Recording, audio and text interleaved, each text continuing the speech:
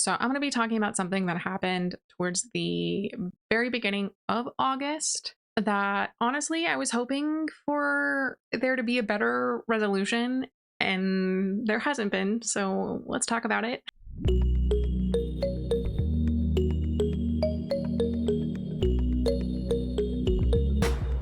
My name is Taylor Rose, and welcome back to my channel where we talk about everything reading and writing. This is going to be a discussion on dark romance and how far the genre really should go. IDK, I'm going to preface this by saying, again, I don't think that difficult topics should be avoided in books, but I do think the context of the book is still really important. Personally, I feel like a lot of things kind of miss that mark, but again, that's just a personal opinion. The big conversation around this started with the well-read nurse on August 2nd. So she posted this screenshot of an ad for a book with the caption, "My friends always send me the craziest things." And you can see from the book's advertisement, it's about a coma patient somehow entering into a relationship with her doctor while she's in a coma. We're already off to a great start. So the well-read nurse did share a blurb for the story from the author, Miranda Grant herself, where the plot of the book is described as she's in a coma because she tried to herself. So when she wakes up, she isn't happy about it and tries again, but he's determined to help her. So he tries everything in his power to make her happy and love life again. However, he cannot cure her depression. So she offers to go back under for him because he's the only person who actually tried to help her. He ends up taking her around the world in a wheelchair, happy to care for her completely. Essentially, the happy ending for the female main character is arguably the equivalent of death. She does not intend on ever being conscious again. I'm also just really confused how she could be taken around in a wheelchair at that point, especially given the context of what happened in Georgia for the majority of this year. Poor Adriana Smith. Shocking. So she had originally shared that post, but then the next day, the well-read nurse made a new post. Last night, I posted about the book where the female main character is a patient in a coma, and there's been a lot of back and forth. However, I just saw an author screenshot a reader's dislike for the book and state that somebody should write a non-con scene and dedicate it to this reader. WTF is wrong with you? Have you let your love of dark romance, which is perfectly fine, desensitize you so much that you think dedicating a sexual violation to someone who doesn't read that is appropriate? I hate it here. Lots of people in the comments were like, who in the world did that? So I don't read their work. Queen C88 responded, Miranda Grant is an excellent writer, but the line was freaking crossed for me big time with the blurb for that book. I unfollowed her as a result. I've read several of her books, and honestly, her books are horrific for the sake of it. But the line is literally a dot to her at this stage. I wonder about her mental health. Can we stop calling Grape non-con? The FMC in the story is unconscious. It's not non-con, it's Grape. Grape is what she's writing, not fluffy bullshit non-con. Which I agree. The person, as she's first going under, makes eye contact with the doctor, and that's her giving him consent, which is absolutely insane. Dr. L. Woods says, wait, did Miranda say that about someone's comment? I've liked her other books, and I saw this marketed as non-con with trigger warning, so I wasn't upset by it, but will be angry if she targeted someone's comment like that. Jackie Malam, author, said, I think the OP wasn't talking about the author of the book saying that, but another person targeting the comment that way. Which ends up being the case. So the well-read nurse continues on a new post, the book where the FMC is in a coma plot. The FMC attempts to permanently leave the world. She's in a coma because of this. She wakes up mad she wasn't successful, and the doctor, who is the MMC, is unable to help her. She offers to go back into a medically induced coma so he can have her.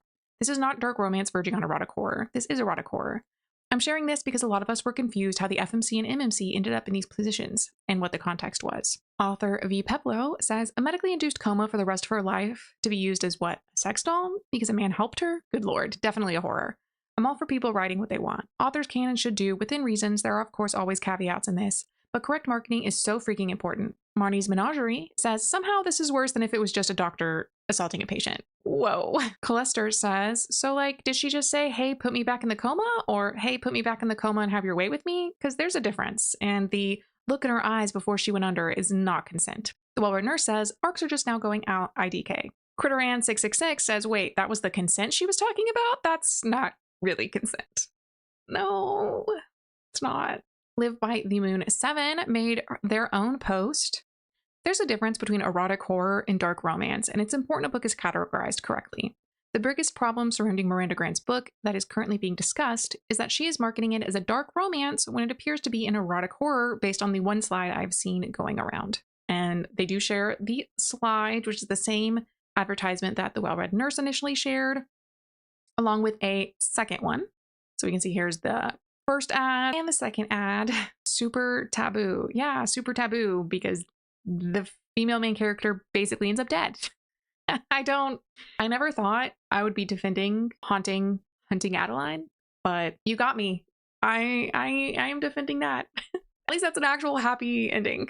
Suha says, exactly, that reads more like erotic horror or psychosexual horror. It does, to me too. Rachel Reads Romance says, she's also marketing it as he's never spoken to the FMC. The FMC might never have full control over her body, and the FMC might never wake up again. Definitely erotic horror if that's the advertising. Blondie86 responded, my biggest problem is 1, it's being marketed as dark romance, and it's not. 2, she claims it's for fellow assault survivors, but she doesn't even understand consent. You can't give consent with your eyes right before you slip into a coma. Then she said, consent to medical treatment is the same as consenting to sex. Just know. She clearly needs therapy. That is so crazy. And we'll get into this. Delio Mediliodon. No, I was gonna say Deli. Said, my essay occurred due to being coerced into medical treatment, so this book would be beyond triggering based on that alone. I'm so grateful people are speaking up, as I wouldn't have known about it. The right trigger warning should be used, and what I've read of the author's behavior has been so shocking. Page R says, oof, this one's tough for me because I'm firmly against book banning. The moment we say something shouldn't be written just because it makes us uncomfortable, we're on dangerous ground. Censorship is a slippery slope, and history has proved how dangerous that can be, which I agree to an extent. I don't think anybody is arguing to defend that author in Australia. If you know, you know. Bookish Anomaly made her own post when she was blocked by the author. Out here blocking people who thoroughly disagree with your choice to publish this book is a perfect example of why this one should have stayed a draft in the not for publishing folder. Miranda Grant, you are a sick and twisted individual, and I hope you have a life you deserve. And you can see in this screenshot, Bookish Anomaly had commented, there isn't a single way you can defend publishing this that won't dig you into a deeper hole than you already are. It's the fact that you've recognized that this is grape and still thought, yeah, this will go over fine. This isn't non-con, this isn't somnophilia. The last thing we need to do with the state of the world is romanticize medical negligence and abuse. And then you can see that Miranda apparently blocked her. Jupiter the Planet 2 says, she blocked me too because she admitted to writing a CSAM book and saying it's for survivors, and I told her she's a disgusting person for writing that. Bookish Anomaly responded, I fully understand writing as a coping mechanism and self-therapy, but all of this is crossing so many lines, it's disgusting. Jupiter responds, I'm perfectly fine with people writing what they want, within reason, as a coping mechanism. I do that myself. The difference is I'm not writing smut about children and publishing it for people to read. If it was truly just used as a coping mechanism, it wouldn't need to be shared, in my opinion. And yeah, I think when these things are written in the context of spice, that's really true. Obviously, there are ways to talk about problematic, really traumatic issues without doing it to be explicitly titillating. So Jupiter shares this screenshot of a comment made by Miranda, where she says, in response to the CSAM book, there's literally a soft edition without any CSA in it. The hard edition is for us survivors who use this to heal, and I warned people over and over again not to seek it out without reading the trigger warnings, as the first few chapters have her at a legal marrying age for that time. It takes place 100 years ago. That is on them because the trigger warnings have been more than clear. I even get trigger warnings on top of the trigger warnings to make sure people are prepared. And the reviews about that book that talk about the bathroom scene use more words to talk about it than I did in the entire book. I wrote 4 lines because shit like that happens, and I do not shy away from hard subjects. You know, if that's true, if there's only the 4 lines, obviously I do not want to send any money to this person, so forgive me for not pirating the book to read that paragraph. CJ the Book Fairy made her own post, trigger warning, grape apologism, generally shitty attitudes to trigger warnings. Miranda Grant has decided that dark romance isn't dark enough, and so she needs to write a book where the MMC literally grapes the FMC whilst she's in a coma. This is disgusting enough on its own, but it gets worse, folks. He is her surgeon.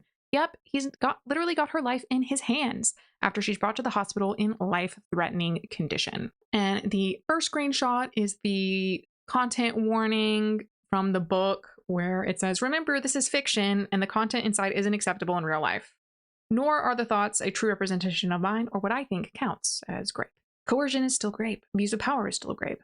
Comas also count. And then the second screenshot is Miranda's Facebook post with the blurb. And this is where they get the eye contact thing, because her eyes spoke to me in that brief moment they met mine before they rolled back in her head. Do with me what you will. Like, be for real. Be for real. Be for real. Be for real. This is not a romance. This is not a romance. CJ then continues on her main post. Just to add more thoughts to this, I also find it seriously frustrating the way her readers are in the comments diminishing trigger warnings down to a shopping list and a content menu. That's not why trigger warnings exist, and yeah, okay, it's fun to read taboo subjects, but trigger warnings aren't fun when you literally need them. They're vital to protect people's mental health. I also feel so damn annoyed that she's writing shit like this as though it's a kink. It's not kink, and portraying it as such is so harmful. This book portrays violence and abuse as something fun and flirty to explore, the same way 50 Shades of Grey did. I guarantee that there will be no discussions about how to safely and ethically approach kink, and especially kinks like this. There will be no exploration of how traumatic the MMC's behavior will be for the FMC or how reprehensible it is. It will be glossed over by the author because she thinks it's okay. Finally, when women and assigned female at birth people the world over are subjected to so much horrific medical violence, it is abhorrent to see such a tone-deaf story idea being presented as sexually liberating. It's so much worse than taboo, and glorifying this particular brand of violence is not okay. Elizabeth in VT responds, in Madness Behind the Mask, she writes about the rape of a 3-month-old. So that is the CSA book that people were talking about earlier. Theodore Slave says, why can't people just accept that their book is erotic horror and market it that way? Because, like, there's no romance in this. CJ says, oh, but they end up together, though. I cannot believe people were asking if there's a happily ever after. Like, I beg your pardon? Theodore Slave says, if I want to be traumatized, then I'll reach for erotic horror. If I want to get all flustered over a dickish possessive billionaire or a prince from a rival family who's forced to marry someone, then I'll reach for dark romance. Like, please, the audiences are different. Wildflower Reader says, she can acknowledge how horrible grape culture is, can acknowledging how difficult it is to survive it, and she still wrote this garbage and is jumping through hoops to defend and justify it. This isn't dark romance. This goes beyond horror. It's disturbing. This is disgusting. And CJ says, I can't properly express how hard I agree with you there. This is the sort of shit that needs to stay in people's heads. Kat Bray responds, it is not CNC or even DubCon because at no point is the coma patient consenting to what is happening, and she can try all she wants, but at the end of the day, she wrote what she wrote, and this is the outcome because we cop enough shit about what we write. This is exactly what people think dark romance is all the time. Jenna M. Pixel says, gonna be honest, I am really bored of dark romance authors trying to be more and more edgy by writing increasingly depraved shit, posting it publicly on social media, then getting angry when people call it out for the bullshit it is. I've never been a dark romance fan, but it used to be a genre involving morally gray or morally bad characters, e.g. the controlling boyfriend, etc., not whatever the fuck this is. Normalizing this shit's harmful. Jenna Louise Skinner, author, says, it's a nuanced conversation because I know a lot of trauma survivors read very dark romance as a way to help them process and heal, but this feels like an author crossing several lines that definitely shouldn't be crossed, purely for the sake of gratuitous titillation, especially with the way it's being marketed from the abuser's POV. And I'm just confused because it's like, plenty of people use the genre pitch black. Why can't this be pitch black? Jenna M. Pixel says, I agree it is nuanced, which is why I have never had an issue with dark romance before, but I have seen several books in a similar vein to this recently, and I don't think this is exploring trauma themes with the intent of helping people. This is just, as you say, gratuitous titillation. It's trauma porn, and the marketing has zero consideration to how distressing it can be to those who have experienced SA whilst unconscious for this to just pop up in their feed with women acting like it's hot. Yeah. Cat Bookish Corvid made this post. Read the review of the book with the infant in it. No, just no. You don't get to excuse it as helping victims of CSA. What you put in that book regarding an infant, who is that helping? As a victim of CSA, absolutely not. As a mother, F off. As a reader, no. As a human being, no. Not everything needs to be put in a book in graphic detail. That was there for shock value. Saying as someone who's read some pitch black romance books, there's no reason for that to have been included. To clarify, I've read pitch black and splatterpunk, but if you take it from books and move to movies, if I'm in the mood for Hostel, I know what I'm getting into. But if a movie is labeled a romance and it's more like Human Centipede, something was mismarketed somewhere in a bad way. And this I agree with. So looking through Miranda's Instagram, she does have this post from August 9th where she's taking a survey. She also made this very long post calling out the well-read nurse. To all the people spouting my book is so triggering and sharing screenshots from my page, how come none of you put trigger warnings on your posts when you shared them with your followers? My audience knows the stuff I write, but you know yours would be triggered and outraged. So if you're going to claim to care about the mental health of survivors who would be triggered by my work, at least act like it rather than blatantly just saying shit for easy likes. So I will say, majority of the posts I saw did have trigger warnings at the top. Also, I think that talking about something in an abstract manner is a lot different than talking about it in a more detailed way, like the blurb is doing, versus just talking about a topic. So she took multiple screenshots, kind of blowing off Vivian's behavior, which we talked about earlier, being the author who called for an essay scene to be dedicated to the original commenter, where basically she's saying that people are wrongfully accusing Vivian of saying things she didn't say. This post is about Vivian Murdoch, the woman whose words were twisted to say she wanted a reader to be assaulted. Vivian was blindsided by a Facebook friend of hers ranting about dark romance. She then made a post about it, as she didn't want any of her dark romance friends to come across one of their own books being torn apart on their feed. Now, this reader was a member of many author-specific dark romance groups. I'm talking my level of dark romance that is absolutely full of non-con, stalkers, triggers, etc. that this reader says she doesn't like, which is why Vivian shared publicly rather than individually, as there were a lot of authors to warn. Excuse you? The gall. I don't know what it is lately. I keep seeing all these posts where people are like, you shouldn't post anything negative because what if the author sees it? And it's like, so you don't post your negative review just in case someone associated with making a movie might see it? Then Lo Morales / the well-read nurse, and no, I'm not hiding her name because this is a public post of hers and she's constantly shared mine. Plus, all my followers know not to be dicks because I don't stand for that in any shape or form, regardless of the target, regardless of whether they've attacked me. But you're defending someone who just did something terrible. Okay. Lo explained that it would be wrong to dedicate a scene to a specific person, and Vivian immediately responded back to ask her what she was talking about, as that's not what she meant at all. But of course, Lo didn't share any of that or what followed. Nearly a dozen responses went back and forth, with Vivian saying she didn't mean that people should dedicate a specific scene to the reader or put the reader in a scene because that would be wrong. She clarified again and again that she meant that we should simply write our non-cons like we were already planning to, but to do it without shame. She referenced the author who said Snowden romances were hers, and how that then led to a bunch of dedications to that author, even though none of those scenes were actually dedicated to that author. They were you can't gatekeep this, tell us what to write response. Hence the, I know a few authors were planning to write non-con already, because non-con has been in dark romance since it began in the 1800s. Vivian was not saying to write about the reader, but to simply ignore her rant. And that when the post popped up on my feed because Lo mentioned me saying the author you're defending writes CSA, I replied to her clarifying that the CSA was the legal age of marriage at the time the book was written, 100 years ago, setting attention to the fact that in the 21st century in America, you can still marry a 10-year-old, which multiple people have done. And yes, again, only a few years ago, and yes, legally, and no, they're not immigrants. Okay, so I'm looking at unchainedatlast.org, which is about child marriage in America. So it does say that there are 5 states where there is a loophole where you can marry a pregnant girl, no matter her age, in 4 states as of 2025: Arkansas, Maryland, New Mexico, and Oklahoma. Big surprise there. And then it also states that currently 4 states' laws do not specify a minimum marriage age: California, Mississippi, New Mexico, and Oklahoma again. But it does note that the Violence Against Women Reauthorization Act of 2022, which President Biden signed into law in March 2022, eliminated this marriage defense to statutory rape. However, another marriage defense to statutory rape remains in the federal code under 10 USC 920B. But from their own data, 297,000 children were married in the US between 2000 and 2018. And of those children, there were 5 10-year-olds, 1 11-year-old, 14 12-year-olds, 78 13-year-olds, 1,223 14-year-olds, and then 30% were 16 and 67% were 17. So the vast majority, 96%, were 16 or 17 years of age, which, personally, I feel is way too young. No one should be getting married until 18. I'm not arguing that by any point. I just think it's such a strange choice to be like, I need to argue the wrongs of child marriage by writing a book set over a century ago when laws were totally different. I still don't think that's a good argument for why she chose to make that the setting of a spicy romance novel. I don't know.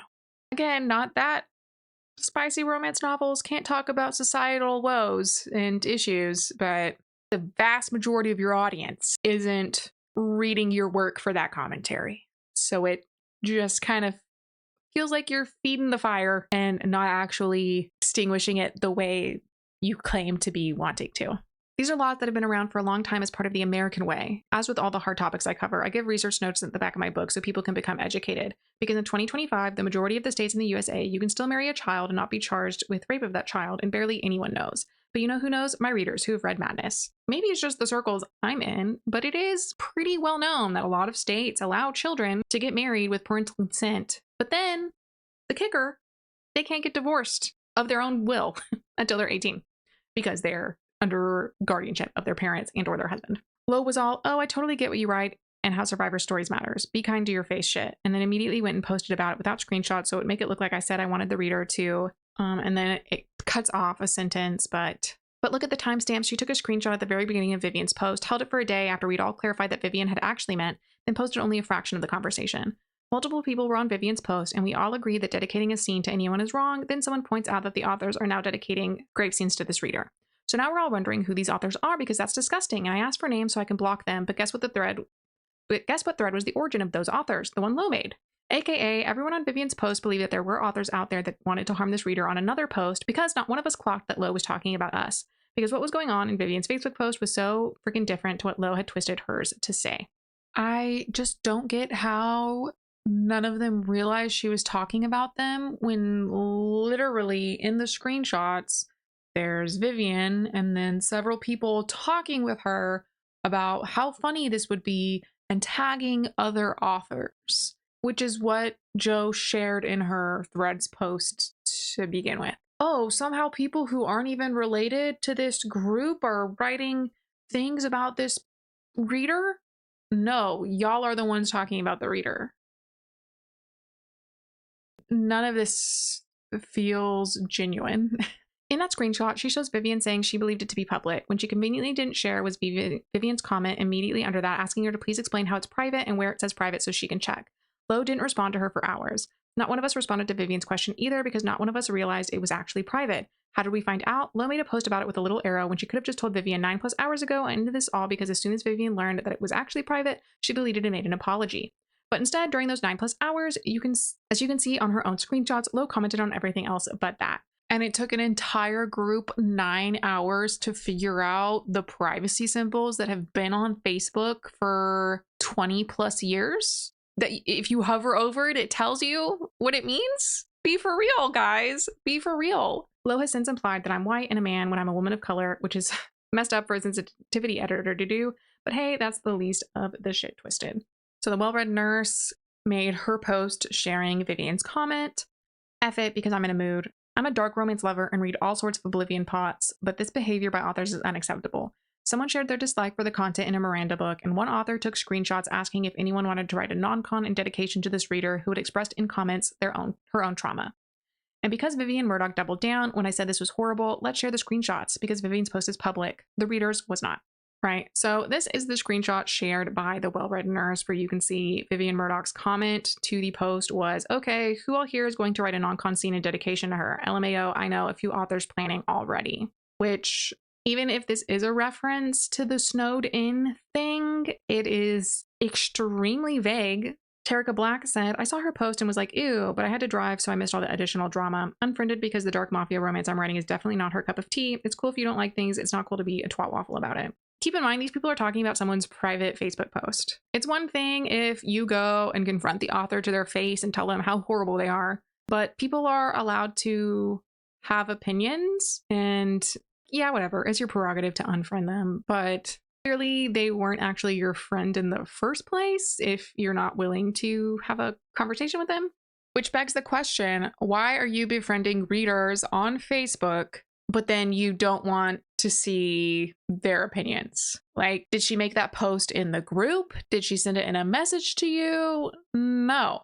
She posted it on her private Facebook page that for some reason you decided to befriend as if you're communicating to a peer when you know they aren't your peer. They are a consumer of the product you sell. You should not be Facebook friends with them. They can follow your business page. They can be in your group. But if you're so concerned that you might accidentally stumble across a post from someone being like, actually, I didn't like XYZ in this book, then don't put yourself in that position by befriending readers so they show up on your profile feed. I feel like Facebook especially is so different than something like TikTok. Like you might be following a book reviewer on TikTok who just posts reviews about all sorts of different books and talks about book stuff. And then whoops, they made a video about your book and then you have to stop following them. Okay. Maybe it's a millennial thing, but I feel like Facebook is a lot more personal. I don't know.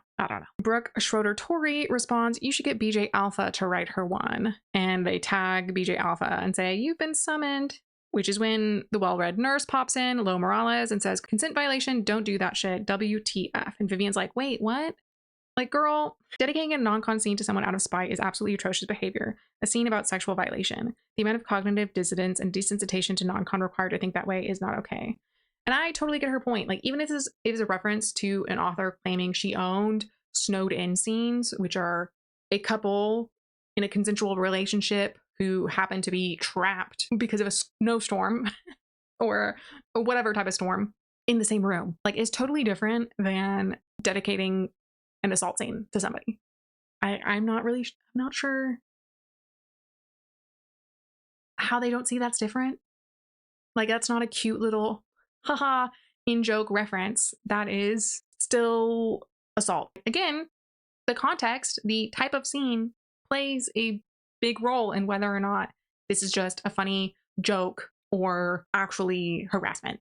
The well-read nurse made her own comment on there. By the way, it's very distasteful for you as an author to take this from a private page of a reader and put it openly. 1, you could have done this without sharing her name. 2, she's entitled to her opinions. Whether you agree with her or not, she's allowed to have her opinions about the content of a book as a reader. Vivian says, I wasn't the only one who saw it. Some were friends, so it was not private, it was public. But more than that, as I'm sure you saw in the comments, several dark romance authors were friends with her and didn't realize it. They now have the information if they want to stay friends or not. It's no different than readers posting screenshots of things they don't like authors saying on their public pages. Or other authors calling out other authors for that matter. She can 100% have an opinion of books, just like we as authors 100% can have opinion on what readers we follow. Okay, but again, your private Facebook posts are completely different than public posts on a business profile, because that's what your author page is. Your author page is a business profile. If you want to take the risk and post something for the entire world to see, go for it.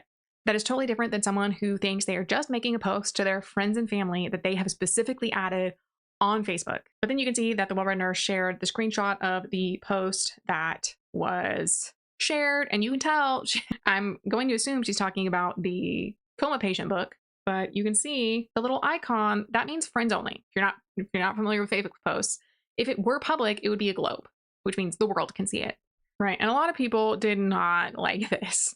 Lola Fiction said, I said I would unalive a character in honor of the mighty Amazon in a frustrated bent over a corporate entity. This is a reader who felt triggered. As a human who's a survivor and an author who writes heavy, dark shit with triggers, I never get offended if someone feels my work isn't for them, because there are some I can't read.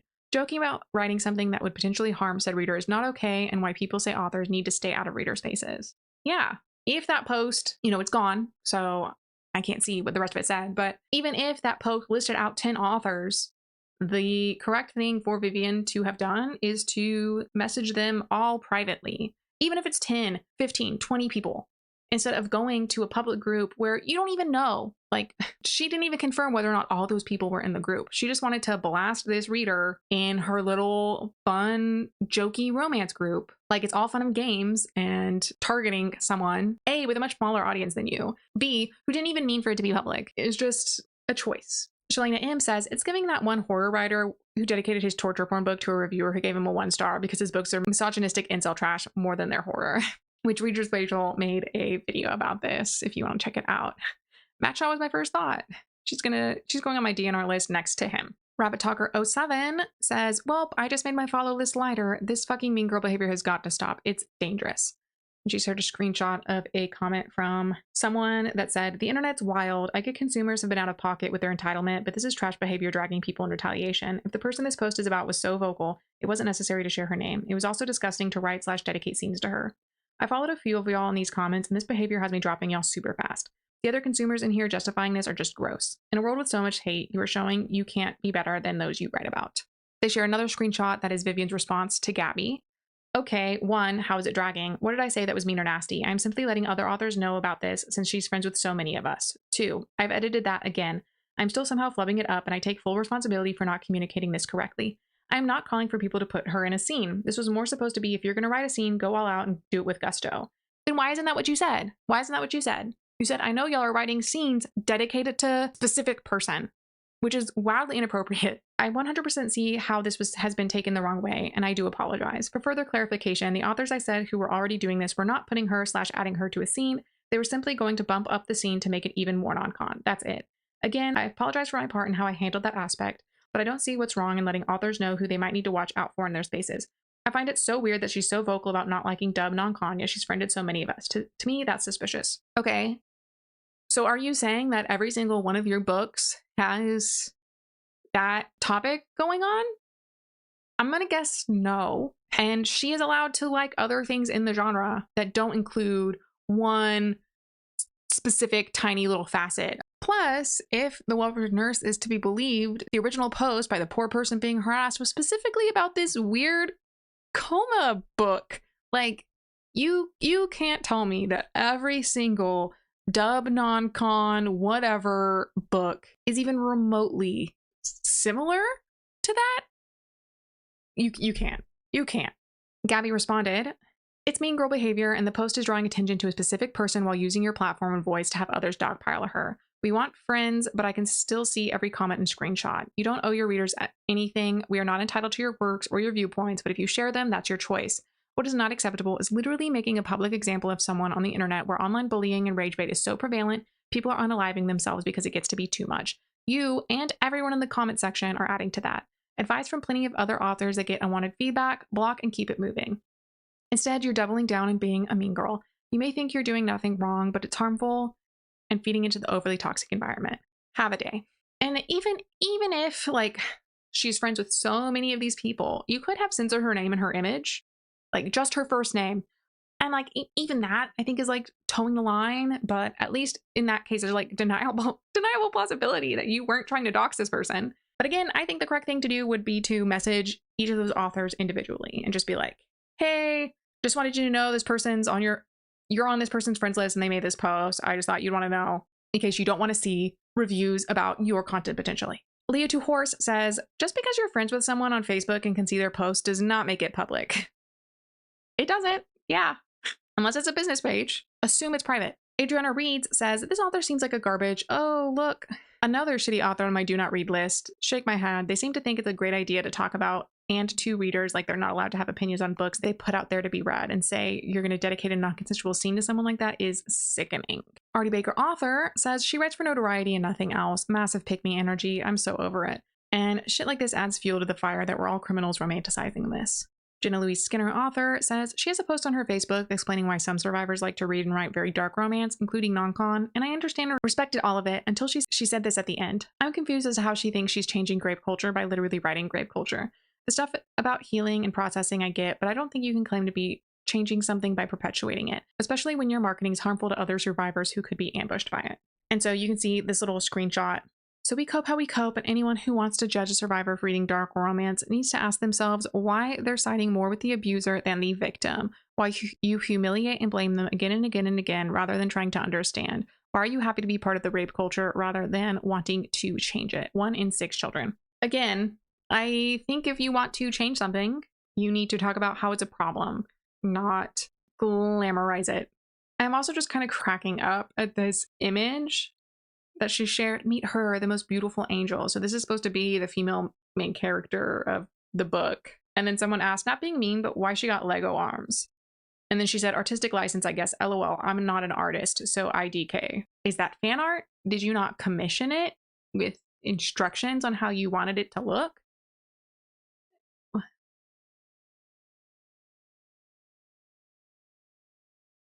I just think it's weird to say. On the same post, you can see that a fan says, "I can't wait to read the book. How far are you in the process, if I may ask? I'm so excited. Never came across this topic being actually published, so I'm on the edge of the seat." The whole reason this information came out, according to the well-read nurse, is that arcs were being released, but then here's Miranda Grant saying, "Sorry, it's turned into a novel." And then someone else asks, "So excited, any update on release?" And she says, "Not yet, sorry, it's bigger than the novella I had planned." So this was like a day ago, August 30th, I think. So who knows what she's doing to it? I mean, hopefully whatever it is an improvement, but I can only imagine, given her and Vivian's reaction to everything on Facebook, that she's just gonna make it weirder to spite people. I don't know. Katie Robert shared this graph that I think really illustrates what I think a lot of people think.